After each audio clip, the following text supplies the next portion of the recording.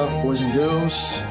Quiet down, pay attention. Important work carries on here in the Meat Militia, where yet again we're dealing with people who want to be wrong on the interwebs. Today's victim is some frankly ridiculous buffoon woman who wants to tell us that the carnivore diet may be harmful long term. So let's hear all about it, and we'll put it right where it's wrong. And spoiler, boys and girls, that's everywhere. Rightio. Off you go. Vitamin C is really important for preventing things like scurvy. Yes, vitamin C is really important for preventing scurvy. Correct. Point me to any single bona fide confirmed case of scurvy in a person eating a carnivore diet for any period of time. We'll wait. We won't wait, actually, because I'll tell you exactly how many cases of confirmed scurvy have been reported in people who eat carnivore diets. None at all. And there are hundreds of thousands and probably millions of us doing this. I myself have been eating an almost entirely carnivorous diet now for over 7 years. Dr. Ken Berry, over 10 years, I believe, on a nearly, if not entirely, carnivorous diet. His wife, Mrs. Dr. Berry, a similar period of time. Dr. Sean Baker, a similar period of time. Dr. Jordan Peterson, Ms. Michaela Peterson, or Ms. Michaela Peterson, whichever one it is, or even just no honorific, I don't know. Let's not assume anything. Kelly Hogan, 12 years or so. Scurvy takes about 6 weeks to develop. Not 12 years. Clearly something's going on that this ridiculous woman doesn't know anything about. Maybe there's perfectly sufficient vitamin C for the needs of a human being on a carnivorous diet. Or not, maybe there is, because we're not all falling over dead from scurvy. None of us are, in fact, so wrong. That's just absolute nonsense before you even start.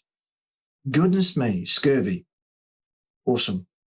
So the old illness that sailors used to get from not being able to eat any fresh fruit. By the way, when I want to get advice on some aspect of something from somebody, I generally look at that person and I go, does that person appear to be someone who would be worth following their advice on a particular topic?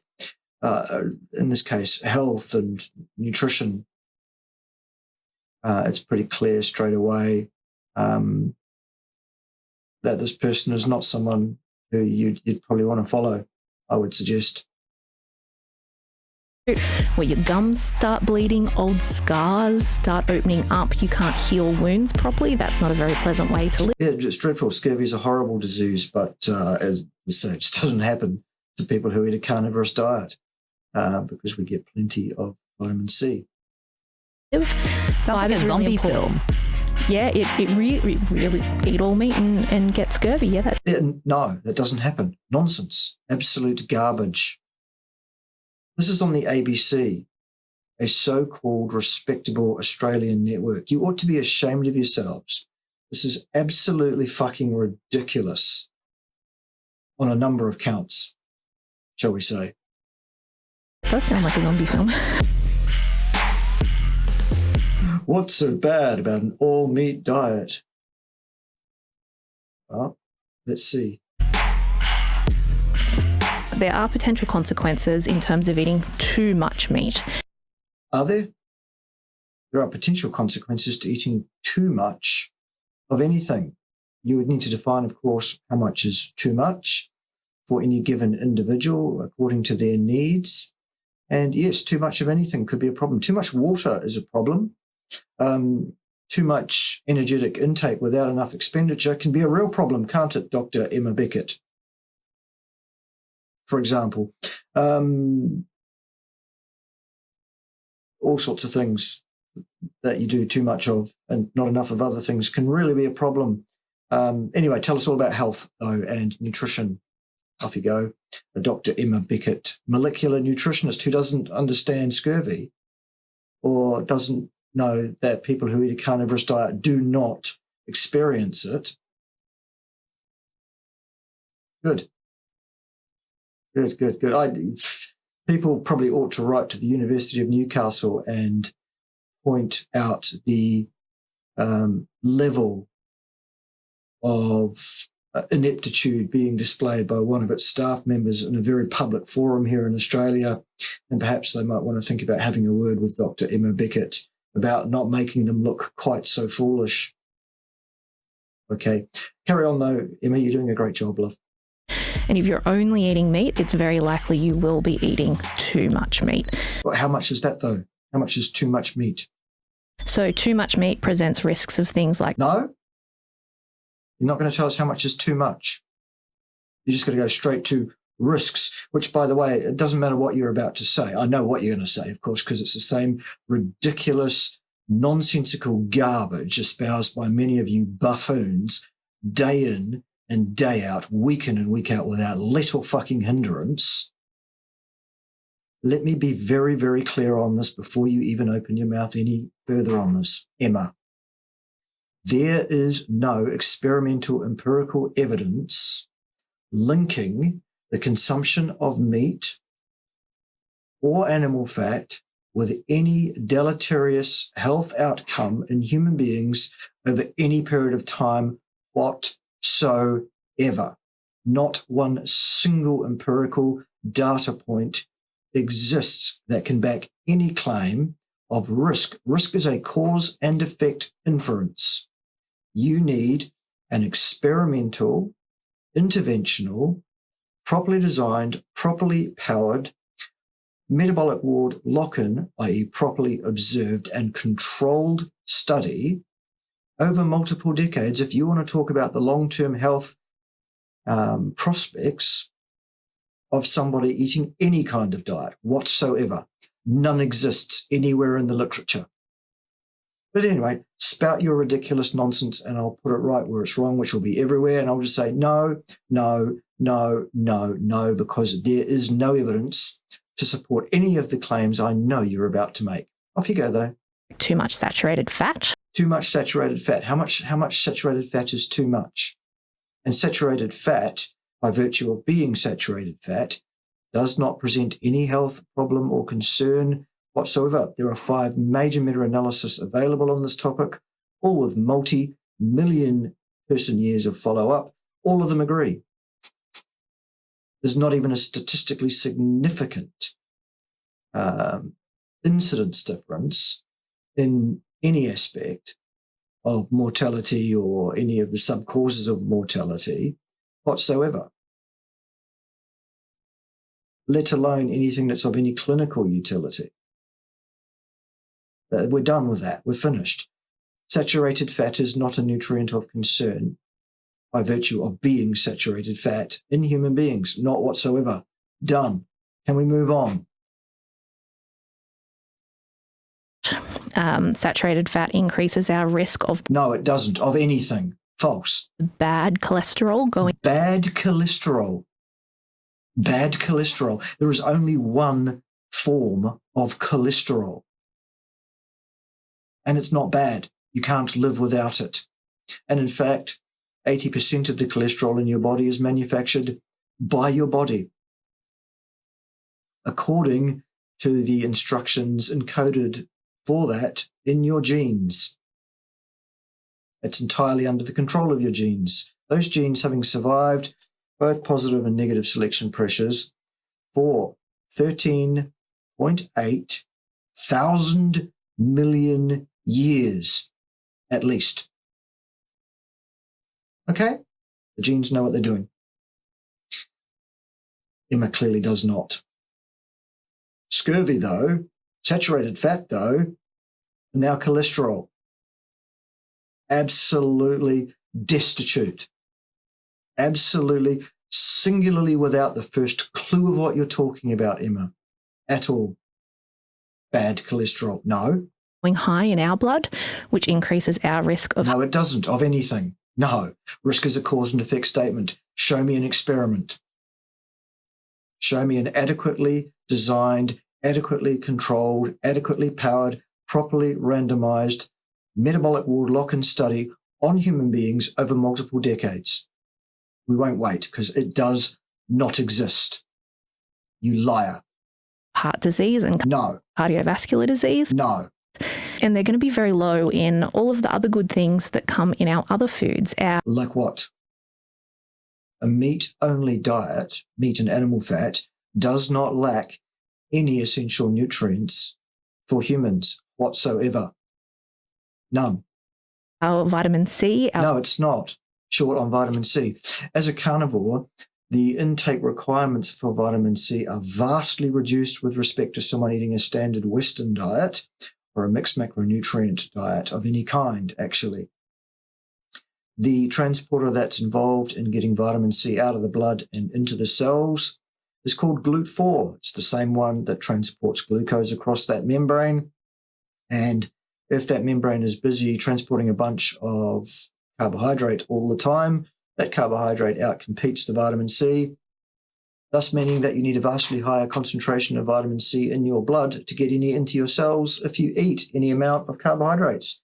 As a carnivore, you don't need anything like the amount of vitamin C. You just need a very, very small amount, and luckily that is to be found in meats. Okay, that's why we don't all fall over dead of scurvy. So that's the end of that ridiculous argument. We're done with it. What is next? Fibre, our vitamin K. Oh, fibre now. Fibre. Fibre is not an essential nutrient for human beings. It's not even a nutrient for human beings to speak of. It's possible that we can gain a very, very small amount of nutrition from fibre, and that's only due to the activity of some putrefying bacteria that exist in our colons that are able to ferment a very, very small amount of the fibre that we eat, relative to the amount of fibre that most people do eat, actually. That produces some short-chain fatty acids and a few other things, none of which we cannot derive from other sources. It is not required whatsoever.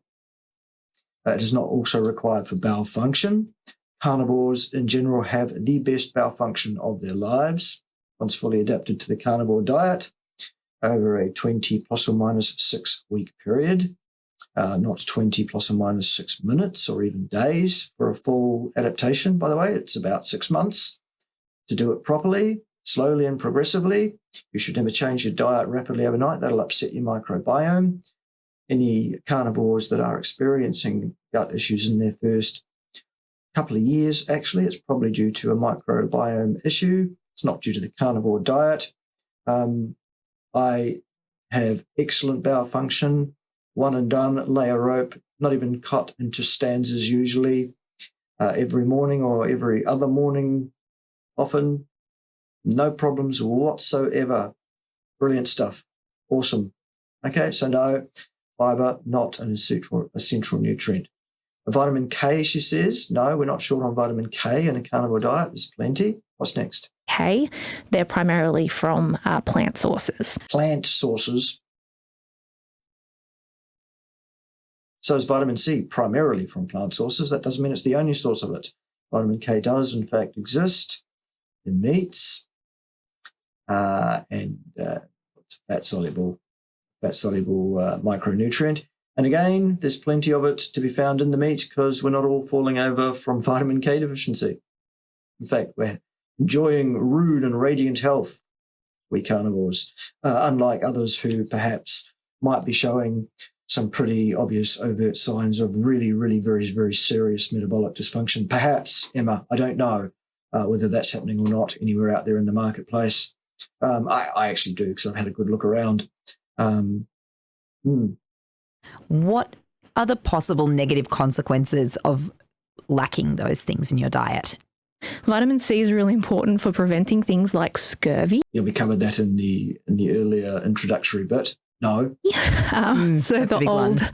the old illness that sailors used to get from not being able to eat any fresh fruit, where your gums start bleeding, old scars start opening up, you can't heal wounds properly. That's not a very... I mean, really, honestly here, University of Newcastle, would you not put somebody up on their hind legs to do this presentation to the Australian public who will inspire confidence in the Australian public in some way? Who will actually say something remotely sensible and who will, in so doing, look the part, if you get my drift. A pleasant way to live. Sounds like a zombie film. Yeah, it really eat all meat and get scurvy. Yeah, that does sound like a zombie. That is just absolutely, utterly ridiculous from start to finish, isn't it, kiddies? Wow. I'd laugh if it was funny. Zombie film. Mm-hmm. Okay. And fibre is really important for our gut health. So No, it isn't. Actually, if anything, there is only one even remotely pseudo-clinical study extant anywhere in the literature that can inform on that topic. And its results are absolutely unequivocal, actually. What you should do, Emma, is do a search on your fellow Australian Dr. Paul Mason and Fibre, and you will find a YouTube video that he made where he is outlining and referring to the study I'm referring to, the only one that's even remotely of a sort of clinical, observational, or remotely experimental nature around bowel function and fibre. And you'll see that the results of that study are absolutely unequivocal. And if anything, the inference there, N equals 68, is that fibre is absolutely disastrous for bowel function. And its withdrawal dose response is associated with remission of symptomology of bowel dysfunction. Oops. Okay, what's next? Our gut bacteria actually make some of the nutrients that we use in our body. Yes. But they don't need to, because we can get those nutrients from elsewhere. As well as providing a lot of important signaling molecules that do things like tell us that we're full, or do things like... Do they, Emma? I get pretty good signaling from my meat-only diet as to when I'm full, and I therefore stop eating.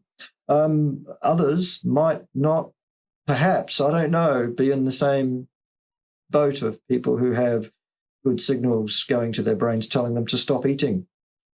Perhaps, maybe, I don't know. Like help us regulate our blood sugar and our... Yeah, blood sugar. Yep. You'll find that my blood sugar is absolutely rock solid at a really, really great level. My A1C, you'd find to be, absolutely in the ideal range. I wonder, Emma, if we had a look at yours, whether or not we'd find the same on either of those things.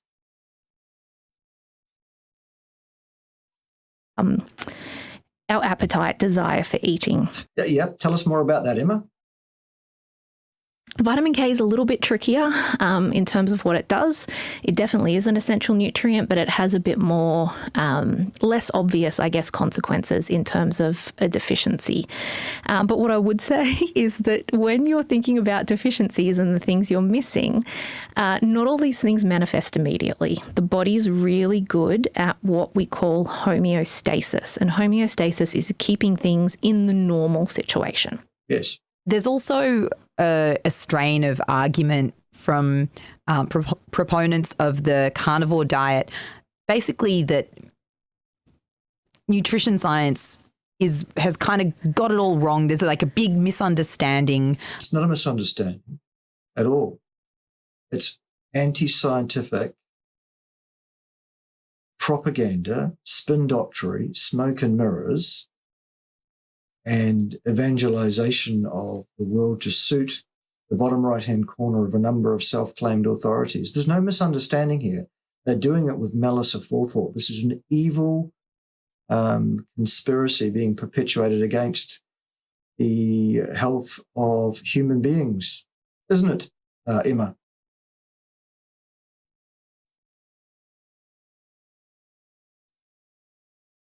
and there's like an orthodoxy that that doesn't take account of new information that's emerging, and that they're kind of at the forefront of that. It's not new information. Human beings have been eating a almost entirely carnivorous diet now for at least 4.5 million years in our current speciation, and in those species immediately predecessing human beings as well.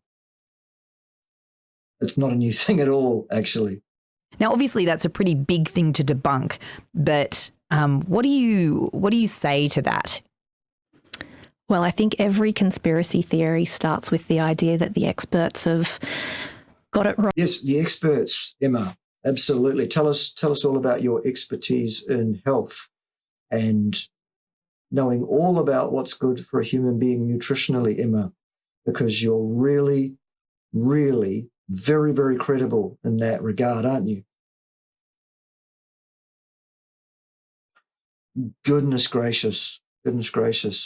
All you have to do, though, is say the word conspiracy theory, and that in itself is supposed to be a debunkment because it invokes negative feelings and reactions in people. Oh, conspiracy theorists, we don't want anything to do with that. Trust the science is what we need to do. Well, Emma, I'm a scientist. I've been a scientist for about 27 years now. And I can tell you that one of the things I learned about science in that time is that questioning the science is how you fucking do science. That's what doing science is, Emma. Okay? Anyway, though, get back to your little chat about how it is that you're an expert in health and the nutritional needs for human beings, obviously. By the way, expert, break down the word expert. You'll find that one interesting. X is an unknown quantity, and a spurt is a drip under pressure, Emma. Okay? Wrong and haven't done the research or have some vested interests. They have done the research. They do have a vested interest, and as such, they are misguiding the public on a grand scale in order to subserve their bottom right-hand corner, among other things. The whole area of human nutrition science is actually a ring-fenced area of ideology, theology, bastardization of science, and it's a dirty cesspit, basically, of anti-scientific crackpottery, charlatanism, Dunning-Kruger, and a bunch of other problems as well. But really, I think that comes from a misunderstanding of what nutrition science is. No, it doesn't. Not at all. So people think that there needs to be a randomized control trial. There does, if you want to talk about cause and effect, Emma. Those are the disciplines of science. Those are the requirements. Those are the rules. I don't make the rules. The rules of science were set about 2,000 years ago, or formalized earliest that we can find a formalization of it was about 2,000 years ago, give or take, depending on, which sources you want to read on that topic. This is not a new thing. I didn't make it up. I'm not making the rules. If you want to assert cause and effect, you do have to do a randomized, double-blind, placebo crossover trial, which does need to be properly designed, properly disciplined, properly randomized in the first instance, properly powered, properly tenured, metabolic ward lock-in in nature for proper observation and control, all sorts of things like that.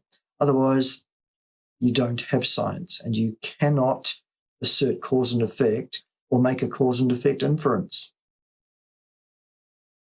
I'm sorry about that. I'm sorry that you don't like that and want to suggest that something other than that is true. It isn't. What's next? Intervention, where we compare people on one diet to people on another diet. Genetically identical people, that is. Otherwise, you haven't controlled adequately because you don't have two populations that are identical at the outset. You also need to separate them at birth and lock them at labs at birth give them all the exact same life experiences and inputs and outputs so as not to have any confounds existing before the beginning of your experimental protocol. Good luck getting the ethics, getting the practicalities together, getting the finance to do that. It'll never happen. Forget about it, Emma. You're kidding yourself. And you're kidding yourself in that you think remotely that what you're saying will fool anybody with more than about 3 brain cells, because it won't. Okay? To know what is a healthy diet to recommend for people. Correct. You do need all of those things to know what is a healthy diet, because a healthy diet is one of those cause and effect inferences, isn't it? Yes, it is. So you need an experiment. Do you have one, Emma? If so, how did you get the ethics for that?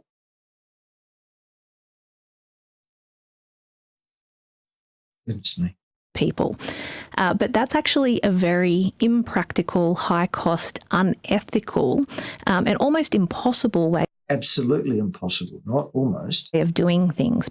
Doing things if you want to assert cause and effect about hard health outcomes in human beings as a factor of any aspect of nutrition in those human beings.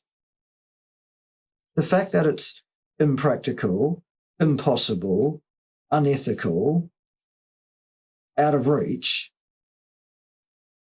doesn't mean it's okay to go right ahead, throw the disciplines of science out completely and say, fuck it, we're going to make cause and effect inferences anyway, even though we do not have the data to underpin those inferences.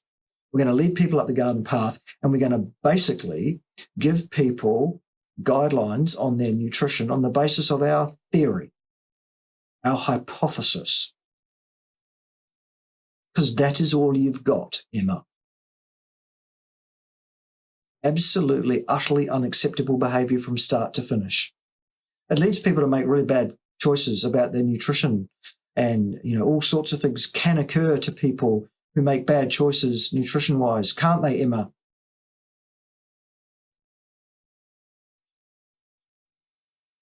Fuck me. This is unbelievable. What's next? Because we can't randomize people into those diets for a very long-term study. So we don't make decisions in nutrition off the back of single studies or any studies at all, in fact, because there aren't any. Or segregating people into different groups. We make decisions based on the body of evidence. There isn't a body of evidence. That's my whole point. It does not exist. A large amount of evidence, a great number of studies. So we don't typically... A great number of studies? No.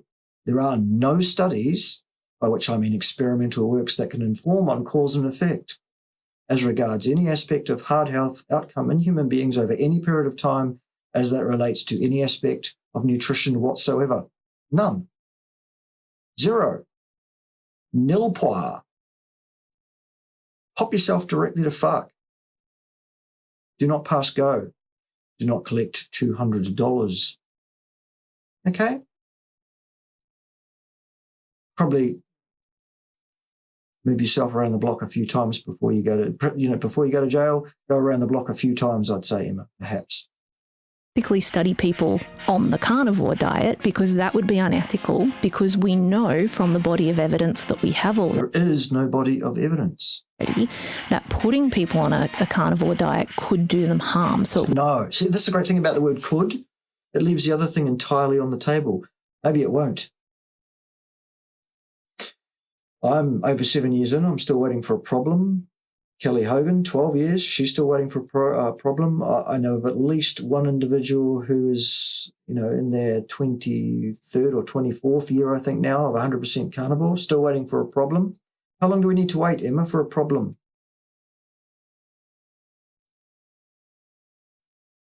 I don't know. You tell me. You're the one that's an expert in nutrition, clearly, obviously. Scurvy, though. Fibre. Stuff. And body of evidence. Well, the only body of evidence I've seen in this video, Emma, leads me to suggest that body is evidence that that the person concerned is probably not a great authority on evidence or bodies or nutrition or health or anything remotely connected with that. Okay. Sorry about that. Facts, though. Would be unethical for us to do that study. That's it? Wow. Incredible. Absolutely, utterly incredible, by which I mean totally lacking in credibility. ABC, the Australian Broadcasting Commission. Give yourself about 700 uppercuts. Get a clue. Get your act together. That was absolutely fucking appalling. I've seen a lot of absolute drivel and garbage in my time, and that's right up there, folks. Hope you enjoyed this little journey down cuckoo lane with the insane, the mad, rambling, absolutely cognitively dissonant Dunning-Kruger sufferers of the world who think remotely that was worth their while. Just unbelievable. Anyway, you know the drill. Join me next time when someone else will be wrong on the interwebs. Don't let the door hit you in the arse on the way out. And music, if you don't mind. 3, 2, 1.